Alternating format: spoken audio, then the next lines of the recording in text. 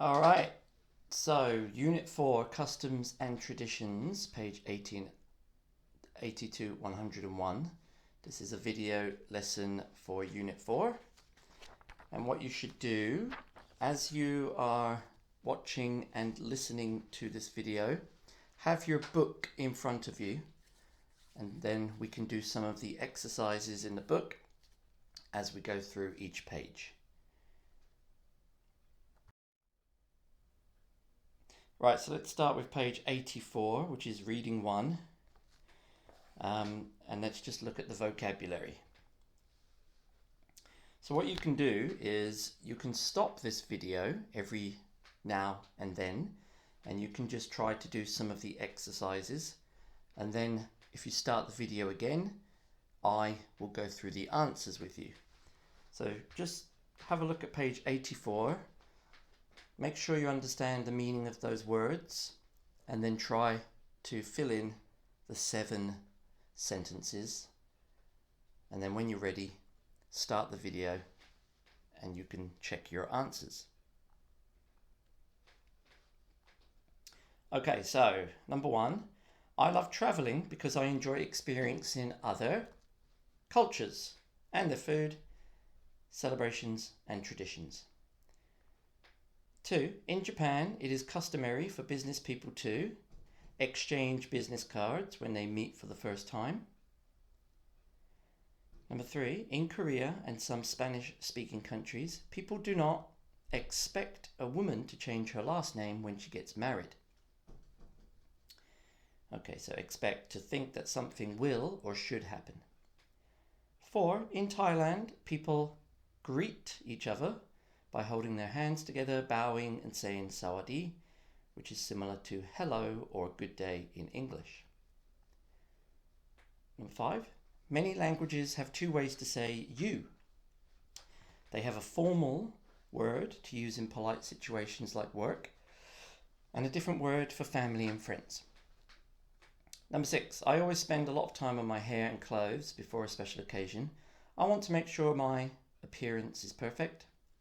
And 7, in most cultures, people who have a close family relationship enjoy spending time together and giving each other gifts.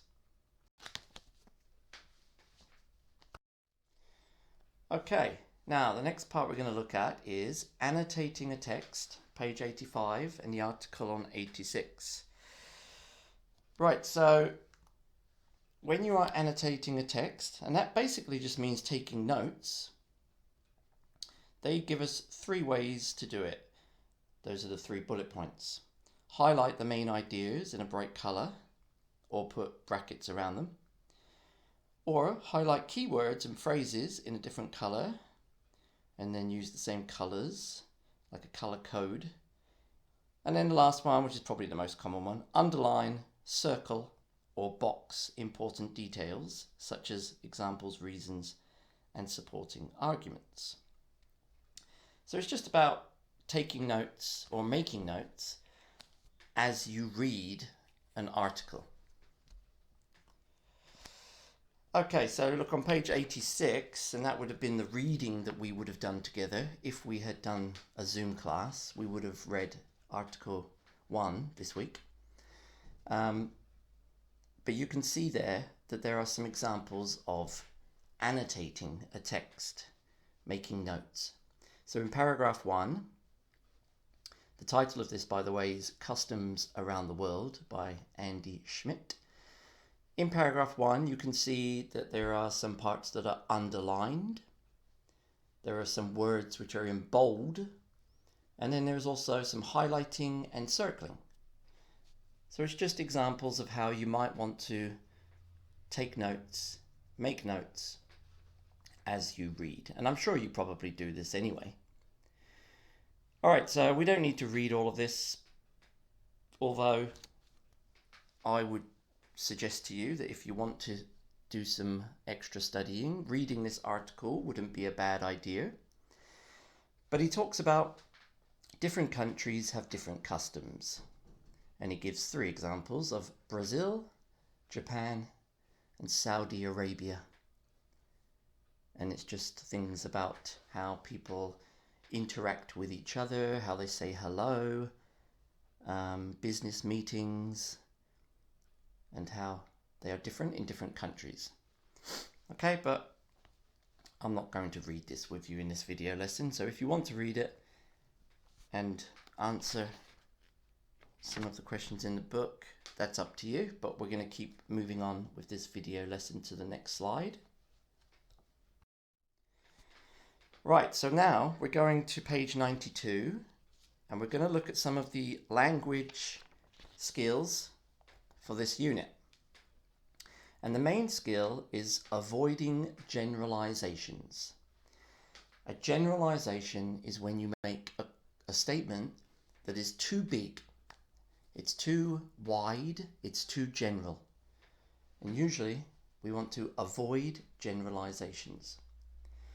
So let's just have a look at what it says in the book here.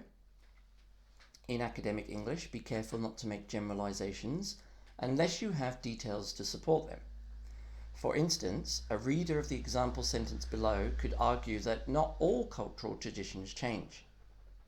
So you could use some words to avoid a generalizing sentence, such as, all cultural traditions change.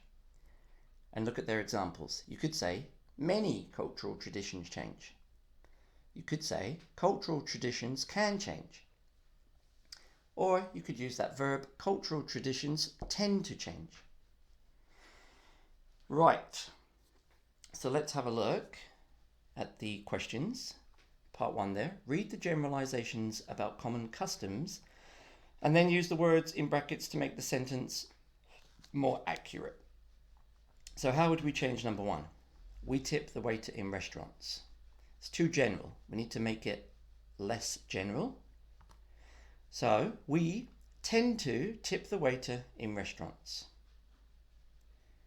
Tend to tip. So, tend to comes before the main verb. 2, Brazilian culture is informal. Brazilian culture tends to be informal. 3, expensive gifts can look suspicious. 4, common hand gestures like waving can be misunderstood in a different culture. And 5, in the Middle East, many old people live with their children. Okay, so again, you don't want to generalize, and you can use these techniques to avoid generalizations. Okay, there are other ways to avoid generalizing. Adverbs of frequency, this is on page 93 now.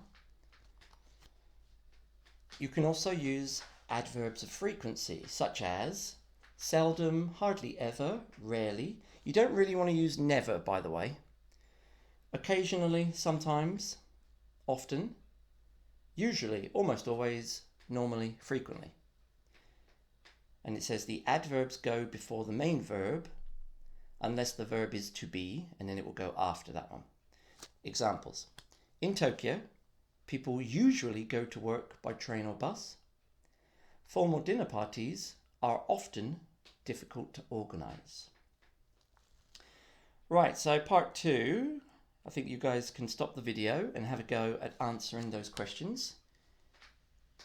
Put the adverb of frequency in the correct position in the sentence.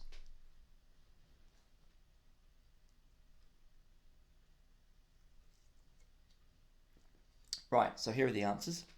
Number 1, Brazilian men usually shake hands, though it is not unusual for men to kiss each other on the cheek. 2, Saudi men often wear traditional clothing, even to business meetings. Number 3, professionals sometimes get upset if you don't use their correct title. 4, cultural knowledge is frequently helpful in business situations. And 5, in Japan, you should always arrive on time for an appointment. Okay, so that is the second technique to avoid generalizations, using an adverb of frequency. Right, okay. Now you can also use synonyms to avoid repetition. We talked about this in our last Zoom class. When you are writing, you don't want to repeat the same word too much. So this was in Unit 3 and it's also now in Unit 4. So again, stop the video and put the correct synonyms in the correct blank.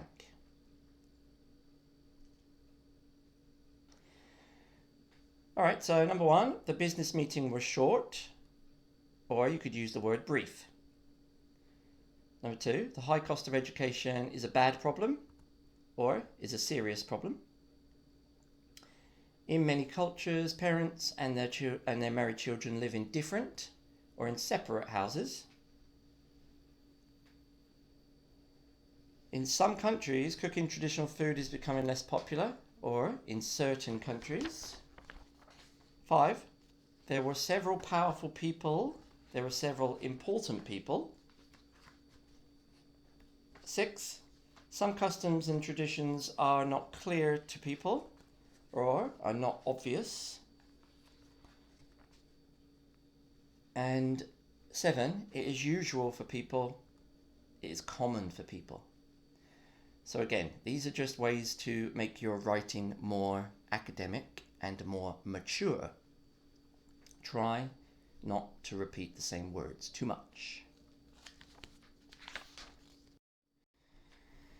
Okay, let's keep going. We're going quite fast. Responding to an author's ideas, page 95.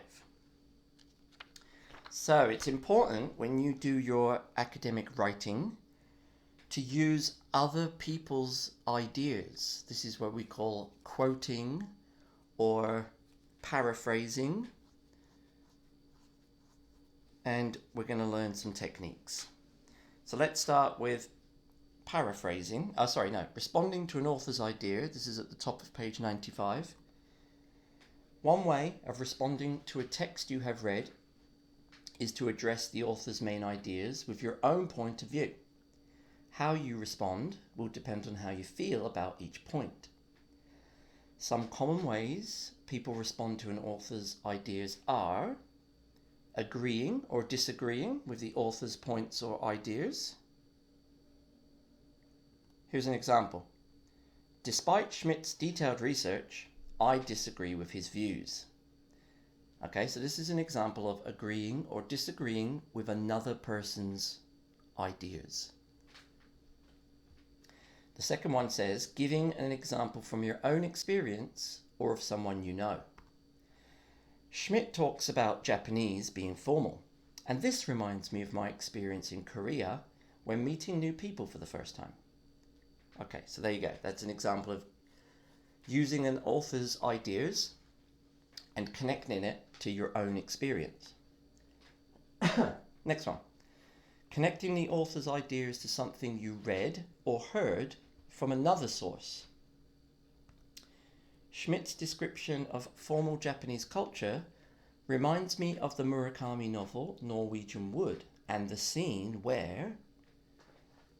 So you are using Schmidt's article and you are connecting it to another book or article. Next one says, providing a different opinion about the same issue. Schmidt says that Brazilian culture is generally informal. However, in my experience of working in a Brazilian office, the staff actually acted in a very formal way. Right, so giving a different opinion about the same issue. And then the last one, evaluating the point or idea. For example, saying whether you think that it is positive or negative. Here's an example. Schmidt's article is very positive and it helps to show people how important culture is and how learning about it before traveling can have a significant impact on the quality of the experience. Evaluating the point or idea. Okay, so these are some techniques that you can use when you want to respond to another person's writing. And you will have to do this a little bit later when we do the writing assignment. Let's go to the next part, which is going to be about paraphrasing. Page 95, paraphrasing. So this word means when you rewrite someone else's ideas in your own words. This skill is important, especially when writing essays, because copying another person's exact words without referring to the source is plagiarism. That's stealing someone's ideas. Very bad. All right, so to paraphrase, begin by reading the original text. And here's an example. International travel has many benefits, but visitors can run into trouble if they don't know some basic rules about the cultures they are visiting. Now that is Schmidt's idea, so you can see there, look, you actually write his name in brackets, Schmidt, 2018. That's important, you have to do that. And then use one or more of the following strategies to paraphrase the original. Remember to include the source of your information even when you are paraphrasing. So what you can do is you could replace words or phrases with synonyms. Look at their example. Foreign travel has many advantages. Right, look at Schmidt's one. Schmidt's one said benefits. So we use the word advantages. We change the word. But travelers can have problems.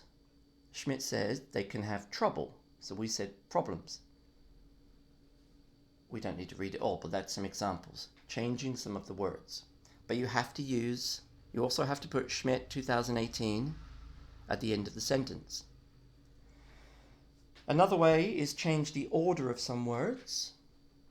Foreign travel has many advantages, but unless travelers learn about the customs of the places they are visiting, they can have problems. So you're just changing the order of the words.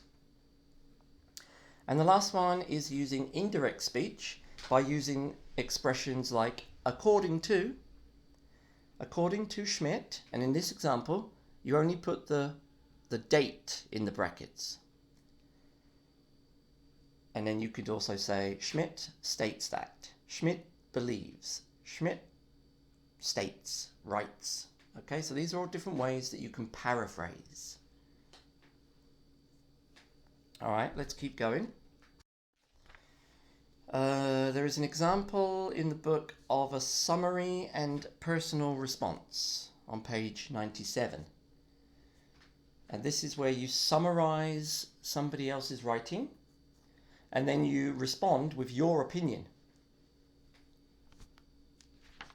So the book has an example and it's two parts. The first part, which starts in the article customs around the world, and then you just summarize what the article is about. And then the second part is giving your opinion, giving your response. And that starts with, I definitely agree with Schmidt's main point.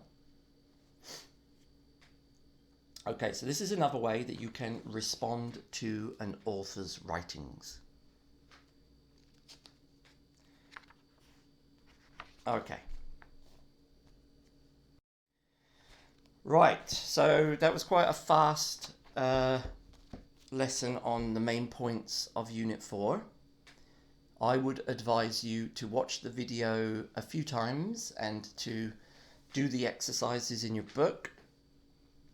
And then if you have any questions about any of those things, obviously you can ask me. But what I want to look at now, two things. In week 6, which is our next class, I've actually just changed it slightly and I've put another thing we're going to do. Can you see week 6? Common writing mistakes. There should be an S there. That's what we're going to start our lesson with in week 6. Common writing mistakes. And then I'm also going to give you some information about the midterm test, which will be in week 7. And basically just review what we have studied so that you can prepare for the midterm test. Okay, so that will be week 6 class. But look in week 5. So video lesson due to Chuseok. Unit 4, customs and traditions. That's what we just did. Now look at the next part. Writing project part 1. If you look at the syllabus that I gave you at the start of the semester, I think it's on the next slide actually, so let me go to the next slide. Right, so this was on your syllabus that you should have, because I shared it in Smart Campus in the first week of the class. Writing projects, 20% of your grade is what we call writing projects. Now it's one project, but there are 3 parts. Right, so we need to do part 1. Part 1 is worth 4 points. Look what it says. A topic proposal and 1 paragraph summary of students' opinion. Right, you need to choose a topic, everybody, that you are going to write a 5-paragraph essay about. Now, the topic should be something that you can give your opinion. And it should be something that you can research and use other authors' ideas. So you have to use other people's ideas and then also your idea. Okay, this is very important in academic writing. So part 1 is choosing a topic proposal and writing a summary of your opinion. Okay, now I'll give you an example in the next slide. A topic proposal summary example. Right, this is exactly how you should do yours. So please follow this example. At the top, you put your name, and then your student number, and then your class. Please make sure you put all of those pieces of information. The next part is very short, and it is your topic proposal. It's your topic, basically. And this one says, I propose writing a research paper that argues in favor of people who make unhealthy lifestyle choices paying the same insurance rates as people who make healthy choices. Right, now it's quite a complex topic, but basically it's about everybody paying the same health insurance rate. Unhealthy people, healthy people, they should pay the same insurance rate. Right, so that is the topic, and then what you have to do is you have to write 1 paragraph that gives a summary of your opinion. Basically, your side. You have to choose a side. What is your opinion? So there is a title there, No Insurance Penalties for Unhealthy Behaviors. And here is the opinion summary. So let me read this. People with unhealthy habits should not pay more health tax, even though they cost the system more than people who live healthy lifestyles. First, there are already taxes on unhealthy behaviors. Sin taxes are charged for products such as tobacco and alcohol. It is unfair to penalize people who use these products again. Okay, so that's the first supporting detail or reason.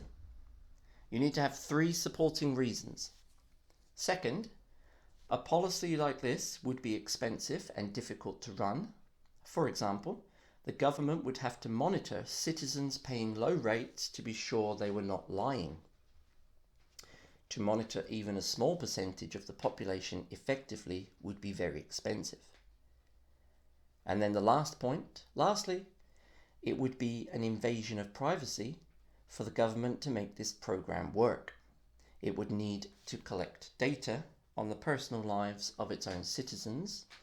This is not appropriate behavior for the government of a democracy. For the above 3 reasons, the National Health Plan should not penalize unhealthy behaviors with higher rates. Right, this is quite complex and quite a difficult topic. You can choose a more easier one if you want. Another example would be the Starbucks coffee example. That was also an academic essay about why that person doesn't think Starbucks is the best. And that essay also had 3 supporting reasons. Okay, so you need to choose a topic and you need to make a summary paragraph.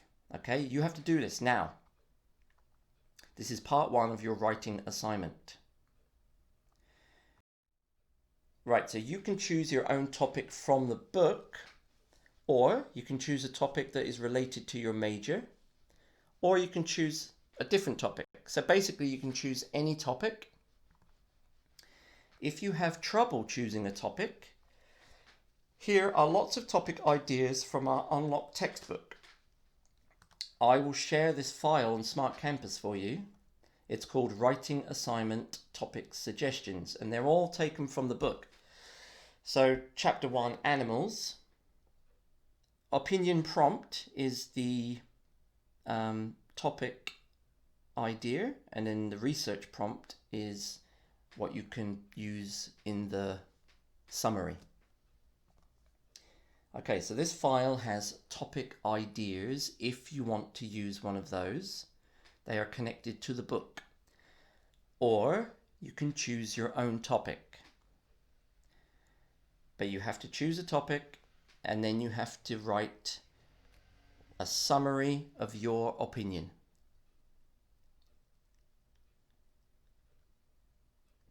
Okay, now the deadline for this, well, today, as I'm making this video, is Friday, October 2nd, which is week 5. Maybe it's not quite week 5 yet for some of you. But we need to try to get this done before well, okay, let's give the deadline for once we finish the midterm tests. So the deadline for writing this part 1 will be 2 weeks later, Monday, October 19. All right, so that's going to be the deadline for this. So basically you got 2 weeks, Monday, October 19, and I will write that for you in Smart Campus. Okay, so to summarize this video, Unit 4 and also writing part 1 of your writing project.